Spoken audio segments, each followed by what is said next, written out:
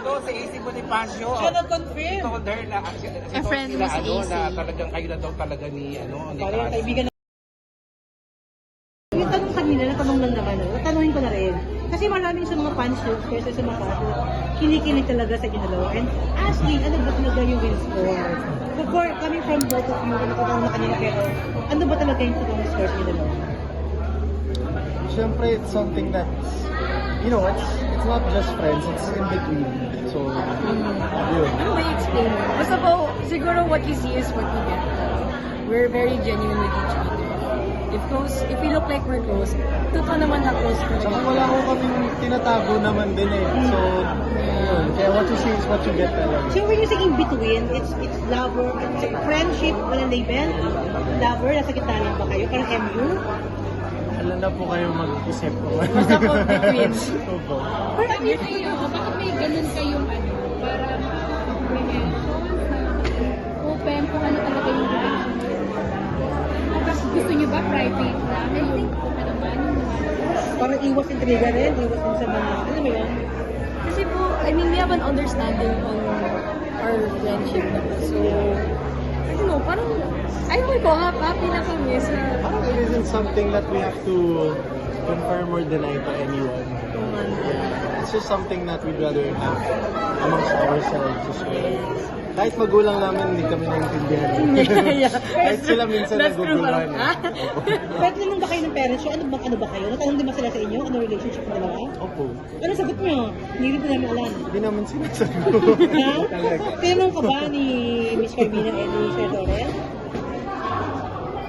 siguro once lang po. Ano But sabi then, niya? tumawa lang po ako.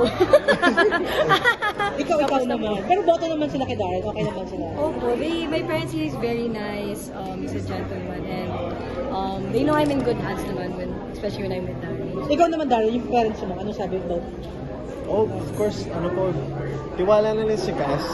Parang pag si Cass yung kasama ko, hindi sila nagtatanong anong oras ka uuwi, alam mo saan kayo pupunta. Oh my gosh. Yun, parang mga magulang po namin, they're secure when we're together. Yeah. Yung tipong kahit nag-Japan na po kaming dalawa, kaming dalawa lang lumabas, Yeah. they weren't asking us or asking for updates. Hindi pa na ba kayo together? Na kayong dalawa lang? Ano yung show? What? Hindi pa lang. Hindi, nagbakasyon po kami. Na kayong dalawa lang? Saan po? Yung moms po namin, kasama namin. When was that? February. This year? Yes. Kasi kanina sabi ni Direk, paglabas ng sinema, mapapa-I love you kayo sa kasama. Tapos nakita ko yung reaction mo, napatingin ka kay Darren. Tapos bumuka yung bibig mo. I love you ba yung sinabi? Ha? Ha? Ano ba yung sinabi ko kanina? So, ang dami ko reaction. Very cartoonist ako. Hindi, wala naman. Wala ano. Darren, Ay, last question po. Last question. Okay, Darren, excuse me. Ang tanong ko ganito. Kasi na-interview ko si AC Bonifacio sa press ko ng Shake, Rattle and Roll. Sinabi niya talaga sa akin mag-on na kayo ni Cass. Ano nung sinasabi Sabi ni kasi, si AC Bonifacio. Siya nag-confirm. Told her na, A friend mo si AC. na talagang kayo na daw talaga ni Parang Cass. kaibigan na nag-confirm. Ay, nako! Alam mo to, sabi ko kasi sa kanya, ikaw ang nalilink. Sabi ko, AC, di ba parang nalilink ka dati before kay Darren? No, ang girlfriend talaga ni Darren is Cass. Ano reaction niya about that? It's confirmed ha, sabi niya, sinabi niya sa akin. Wala siyang sinabi. Sinulat ko na sa remate yun, nalabas na Nag-aarap yun. sa kaibigan niyo. Alam niyo po, kaibigan namin mismo hindi alam kung ano bang nangyayari. No one knows. Just me and him. Hindi, Last question po, last